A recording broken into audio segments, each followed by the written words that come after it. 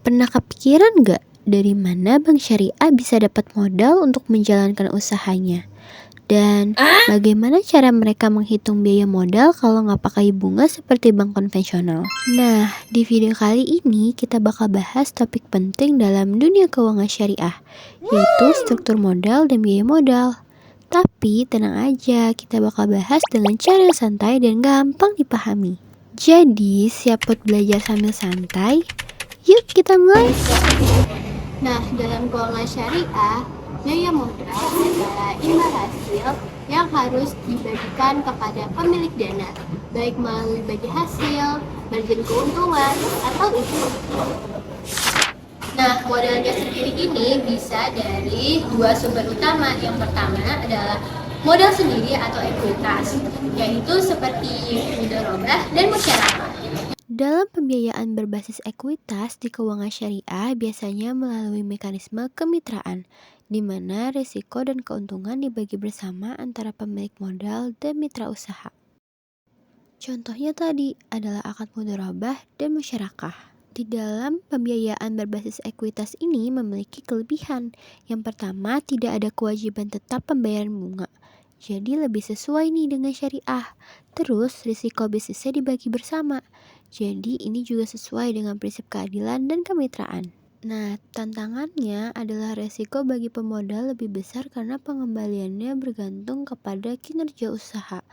Juga butuh manajemen risiko dan pengelolaan usaha yang baik agar kemitraan ekuitasnya berjalan dengan efektif.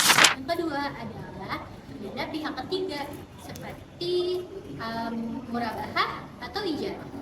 Nah, dalam dana pihak ketiga atau pembiayaan berbasis utang ini, dalam syariah berbeda dari utang konvensional yang berbasis bunga atau riba. Lembaga keuangan syariah tidak boleh memungut bunga, maka skemanya pun menggunakan akad yang halal, seperti tadi, akad murabaha atau akad ijarah. Kelebihan dari pembiayaan berbasis utang ini, pembiayaan ini lebih mudah dipahami oleh nasabah yang terbiasa dengan konsep pinjaman. Tantangannya, ini harus benar-benar bebas dari riba dan tidak sekadar utang bunga yang dibungkus syariah. Nah, jika terlalu banyak utang, juga bisa menimbulkan risiko leverage yang tinggi. Ini malah jadi bertentangan dengan prinsip keadilan dan keseimbangan. Nah, selanjutnya aku bakal menjelaskan mengenai perhitungan biaya modal dalam lembaga keuangan syariah. Pertama-tama itu kita harus tahu apa sih biaya modal itu. Biaya modal adalah dana yang ditanggung oleh lembaga keuangan syariah yang akan dihimpun atau dikelola dananya tanpa ada unsurnya riba, maisir, dan golong. Terdapat 3 sumber dana, yaitu ada dari dana milik sendiri, lalu kedua dari dana pihak ketiga. Nah, dana pihak ketiga ini mencakup dari akad-akad pembiayaan syariah seperti akad mudharabah, akad murabahah, akad musyarakah, akad ijarah, dan akad wadiah. Dan selanjutnya itu adalah dana dari pihak eksternal. Nah, dana dari pihak eksternal ini sudah tentu produktivitasnya yang halal dan transparansi dan beserta berkeadilan. Nah, dari ketiga sumber dana tersebut, nanti dihitung rata-ratanya menggunakan WACC syariah, yang dimana apa sih yang membedakan dari WACC syariah dengan WACC konvensional, yaitu di WACC syariah ini tidak ada unsurnya riba dan margin keuntungan dibagi sama rata dari pemilik modal dan nasabah. Selanjutnya, aku bakal membahas tentang struktur modal di keuangan syariah. Di dalam perusahaan, kalau ingin tetap menghasilkan dana dan memulai bisnis itu bisa dari uang sendiri, yang dimana ini harus ditetapkan dengan prinsip syariah dan jelas sumbernya.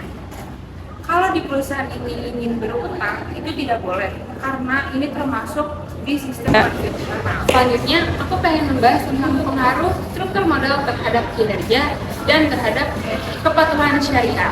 Yang pertama, aku pengen jelasin tentang pengaruh struktur modal terhadap kinerja.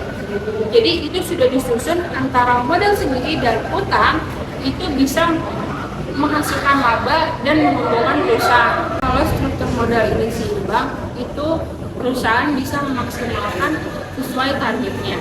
Lalu yang kedua yaitu pengaruh struktur modal terhadap kepatuhan syariah. Perusahaan itu harus memastikan sumber dan dananya itu harus jelas dan tidak boleh adanya maghrib.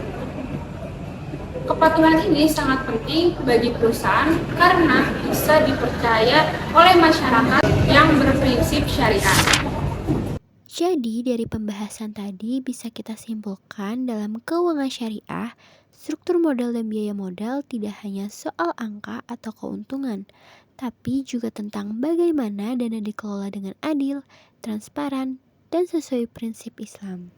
Semua bentuk pembiayaan harus bebas dari riba, berbasis aset nyata, dan mengedepankan kerjasama antara pemilik modal dan pengelola. Dengan memahami struktur dan biaya modal yang halal, kita bisa membangun sistem keuangan yang lebih stabil, etis, dan memperdayakan umat. Sekian video dari kami, semoga bisa bikin kamu semakin paham tentang struktur modal dan biaya modal dalam keuangan syariah.